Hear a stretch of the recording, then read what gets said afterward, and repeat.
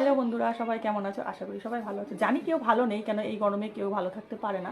তো আমি ফেসবুক খুললে এখন দেখা যাচ্ছে গাছ লাগাও জীবন বাঁচাও। তা এই কথাটা কি আগে মনে ছিল না? যখন মানে পাশাপাশি পাড়ায় যেসব বাড়িগুলো থাকে, মানে তাদের গাছপালা যদি কারুর বাড়িতে এসে পড়ে বা কারুর ডালপালা এসে যদি তার টিনের চালে পড়ে বা বৃষ্টির জল যদি গাছের থেকে পড়ে, সেই রকম ঝগড়া করবে, তার জন্য গাছপালাটা কেটে দেওয়া হয়।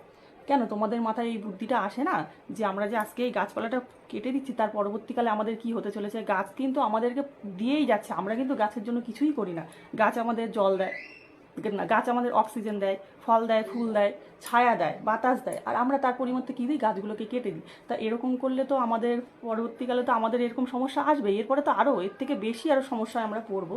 তো কি হচ্ছে, যেসব গ্রামগুলো ছিল, সেই গ্রামগুলো তো গাছপালা দিয়ে কত সুন্দর সবুজ হয়ে থাকতো, কিন্তু সেই গ্রামগুলো এখন শহরের মতো হয়ে যাচ্ছে, গাছপালার কোনো চিহ্নই পাওয়া যায় না। তো সব গাছপালা কেটে দেওয়া হচ্ছে। তো আমরা এখন থেকেই শুরু করতে পারি, যেহেতু আমাদের তো সব গেছেই, এখন আমাদের কোনো কিছু করে লাভ নেই। তো আমরা এখন থেকেই গাছ লাগানো শুরু করব, যেহেতু আমাদের যে ছোট ছোট বাচ্চা কাচ্চা আছে, তারা যেন শান্তিভাবে থাকতে পারে। এই গাছপালার ছায়া ছায়া বলো, ফল বলো, ফুল বলো, বাতাস বলো, অক্সিজেন বলো, তারা যেন ভালোভাবে পায়, তার জন্য আমরা এখন থেকে গাছপালাগুলো লাগাবো, পরিবেশটা বাঁচাবো, এমন মানুষকেও বাঁচাবো। গাছ লাগাও, জীবন বাঁচাও, এটাই হলো কথা। তা জানি না কার কেমন ভালো লাগবে, ভালো লাগলে একটা করে লাইক করে দিও প্লিজ। নমস্কার।